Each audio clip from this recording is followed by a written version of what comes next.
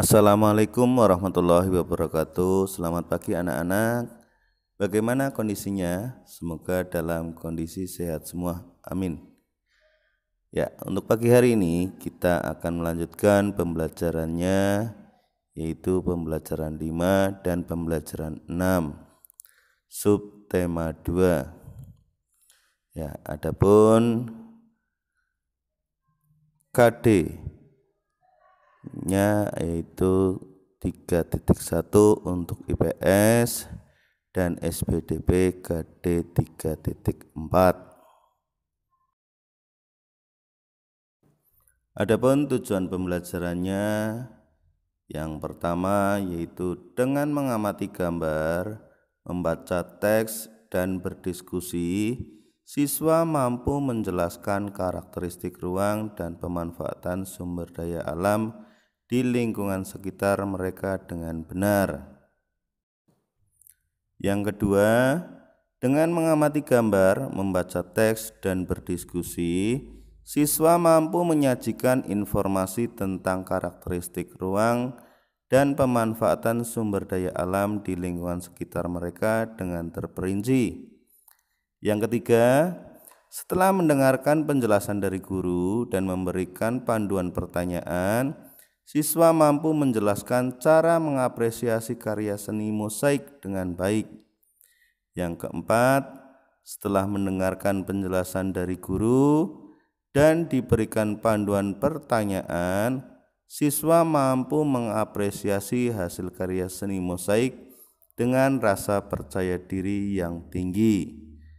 Ya, untuk nomor 5 dan nomor 6 yaitu tujuan pembelajaran matematika.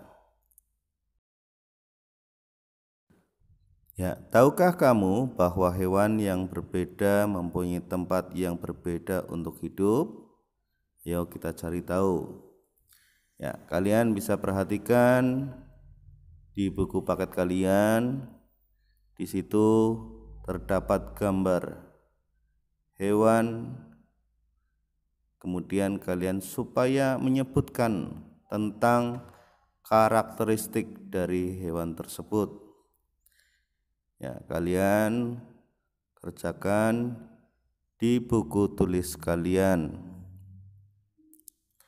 Ya, hewan merupakan sumber daya alam yang dapat dimanfaatkan oleh manusia untuk memenuhi kebutuhannya. Ya, selanjutnya pertanyaannya, apa kesimpulan tentang karakteristik tempat tinggal hewan di atas? Yang kedua, apa perbedaan antara tempat hidup kucing dan ikan? Ya, kalian jelaskan. Kemudian yang ketiga, menurutmu apakah kedua hewan tersebut dapat hidup di tempat yang sama? Mengapa? Jelaskan alasanmu. Selanjutnya, keadaan alam atau iklim dan bentuk muka bumi berpengaruh terhadap kehidupan hewan. Jelaskan. Yang terakhir, sebelum memelihara hewan tertentu, apa saja yang perlu diperhatikan agar hewan tersebut dapat hidup dengan baik? Ya. Tahukah kamu bahwa Tuhan menciptakan hewan dengan bentuk dan jenis yang berbeda-beda? Setiap jenis hewan memiliki tempat hidup dengan karakteristik masing-masing. Tempat hidup tergantung kepada ciri-ciri khusus yang dimiliki oleh hewan tersebut. Ciri-ciri khusus hewan mempunyai hubungan yang erat dengan karakteristik tempat tinggalnya atau tempat hidupnya. Ya. Kemudian kalian supaya memberikan ciri-ciri khusus pada ayam, itik, kucing, dan ikan. Kaitkan ciri-ciri khusus tersebut dengan karakteristik. Ya, selanjutnya kalian simak bacaan teks berikut ini. Yang pertama itu ada cicak. Karakteristiknya, apakah kamu pernah mengamati cicak merayap di dinding rumahmu? Yang selanjutnya, mengapa cicak tersebut bisa merayap di dinding? Bagaimana cicak tersebut menangkap mangsanya? Kemudian cicak mempunyai perekat pada telapak kakinya sehingga dapat merayap di dinding atau langit-langit rumah. Cicak juga memiliki lidah yang panjang dan lengket sehingga dapat menangkap serangga. Cicak mempunyai ukuran rata-rata 7 sampai 10 cm. Cicak dapat memutuskan ekornya untuk melindungi diri. Terdapat beberapa jenis cicak, yaitu cicak rumah, cicak pohon hijau, dan tokek. Cicak pohon hijau dan tokek mempunyai ukuran yang lebih besar dari cicak rumah. Ya, selanjutnya hewan berikutnya yaitu kelelawar. Kelelawar hidup di tempat yang gelap, seperti di atap rumah dan gua. Kelelawar mengeluarkan suara dengan frekuensi tinggi. Selain itu, kelelawar juga memiliki pendengaran yang baik dan peka menerima bunyi pantulan. Kelelawar mampu mendeteksi benda-benda di sekitarnya dengan bunyi pantulan tersebut. Kelelawar adalah hewan nokturnal karena melakukan kegiatan di malam hari. Ada 2 jenis kelelawar, yaitu kelelawar pemakan buah dan kelelawar pemakan serangga. Yang nomor 3 yaitu hewan bunglon. Bunglon dapat mengubah warna kulitnya sesuai dengan warna benda yang ada di sekitarnya. Misalnya, ketika berada di atas daun yang berwarna hijau, maka warnanya bisa berubah menjadi hijau. Ketika berada di batang pohon yang berwarna coklat, maka warnanya bisa berubah menjadi coklat. Bunglon mengubah warna kulitnya untuk melindungi diri. Bunglon mempunyai lidah yang panjang melebihi ukuran tubuhnya. Ya, itulah tentang hewan dan karakteristiknya. Ya, kondisi karakteristik alam yang berbeda mempengaruhi jenis hewan yang hidup di sekitar wilayah tersebut. Ya, kalian bisa mencari tahu tentang kondisi dan karakteristik alam yang ada di sekitarmu, yaitu beriklim tropis, kemudian lapisannya lapisan tanah, dan bentuk muka buminya. Kalian bisa menyebutkan hewan apa yang cocok hidup di wilayah tersebut. Kemudian kelompokkan hewan tersebut berdasarkan karakteristik tempat hidupnya.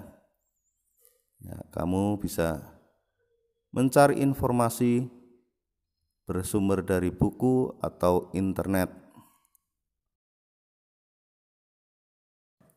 Ya, selanjutnya untuk pembelajaran 6 KD-nya yaitu 3.3 untuk bahasa Indonesia dan KD 3.2 untuk PPKN. Ya, untuk tujuan pembelajaran 6 untuk nomor 1 dan nomor 2 yaitu tujuan pembelajaran PJOK. Yang ketiga, setelah membaca, mencermati langkah-langkah dan berlatih, siswa mampu menjelaskan cara menulis laporan hasil wawancara dengan baik. Yang keempat, setelah membaca, mencermati langkah-langkah dan berlatih, siswa mampu menulis laporan hasil wawancara. Yang kelima, dengan membaca teks dan berdiskusi, siswa mampu menjelaskan hak dan kewajiban terhadap pelestarian hewan dengan benar. Yang keenam, dengan melakukan refleksi, siswa mampu mengkomunikasikan hak dan kewajiban dalam melestarikan hewan dengan penuh percaya diri. Ya, itulah tujuan pembelajaran 6 untuk pagi hari ini. Ya, sebelumnya kamu telah berlatih bagaimana melakukan wawancara. Sekarang kamu akan belajar menulis laporan yang baik tentang hasil wawancara. Yang pertama, Format yang harus diketahui yaitu untuk menulis laporan hasil wawancara yang pertama yaitu latar belakang, menuliskan alasan melakukan wawancara. Contohnya, kami siswa kelas 4 mendapat tugas untuk melakukan wawancara tentang tumbuhan dan hewan kepada masyarakat di sekitar tempat tinggal kami. Yang kedua yaitu tentang maksud dan tujuannya. Menuliskan maksud dan tujuan dilakukan wawancara. Contohnya, tujuan dari kegiatan wawancara adalah untuk menggali informasi lebih lanjut dan memperdalam pemahaman kami tentang berbagai hewan dan tumbuhan di sekitar tempat tinggal kami, yang meliputi karakteristik tumbuhan dan hewan, kaitannya dengan tempat hidup serta hak dan tanggung jawab terhadap lingkungan. Yang ketiga yaitu tentang topik wawancara. Menuliskan topik wawancara, contohnya tumbuhan dan hewan di sekitarku. Ya, itulah format menulis laporan wawancara dari nomor 1 sampai dengan nomor 3. Ya, untuk nomor 4 yaitu tentang waktu dan tempat kegiatan. Menuliskan waktu dan tempat kegiatan wawancara. Contohnya, wawancara ini dilaksanakan pada hari, tanggal, waktu, tempat. Yang kelima yaitu tentang laporan hasil wawancara. Menuliskan narasumber pewawancara dan hasil wawancara.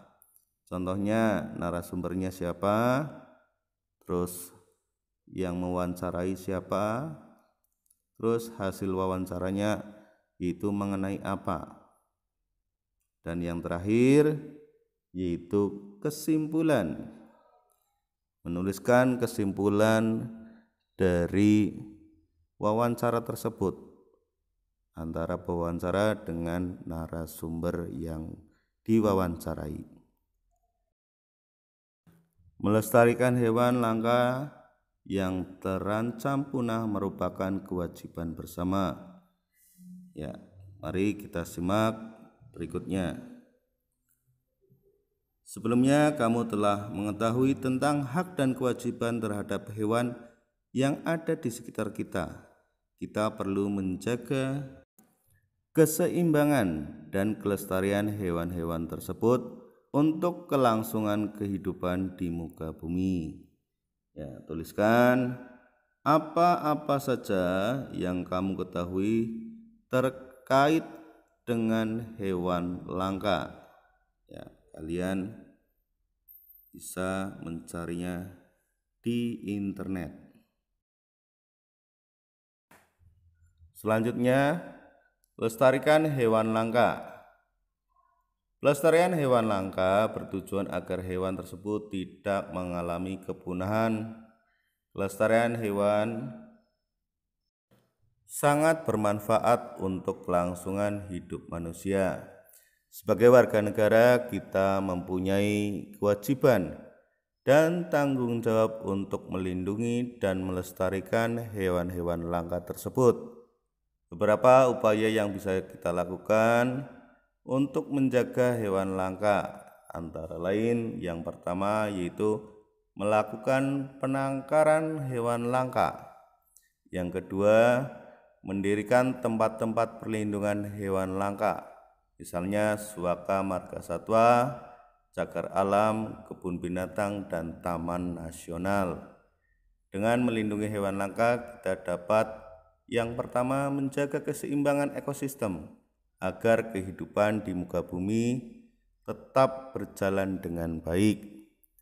Melestarikan keanekaragaman hayati yang bermanfaat bagi ilmu, pengetahuan, dan masyarakat.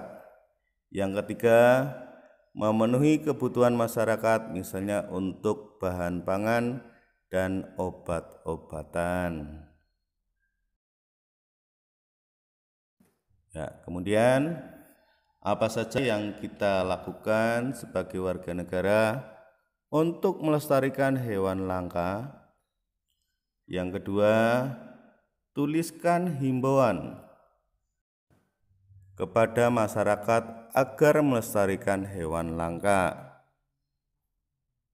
Selanjutnya, apa kaitan antara kewajiban sebagai warga negara dengan pelestarian hewan langka? Yang terakhir, apa yang terjadi jika kewajiban tersebut tidak dilakukan? Ya, demikian pembelajaran untuk pagi hari ini. Semoga dapat bermanfaat. Tetap jaga kesehatan dan tetap semangat. Wassalamualaikum warahmatullahi wabarakatuh.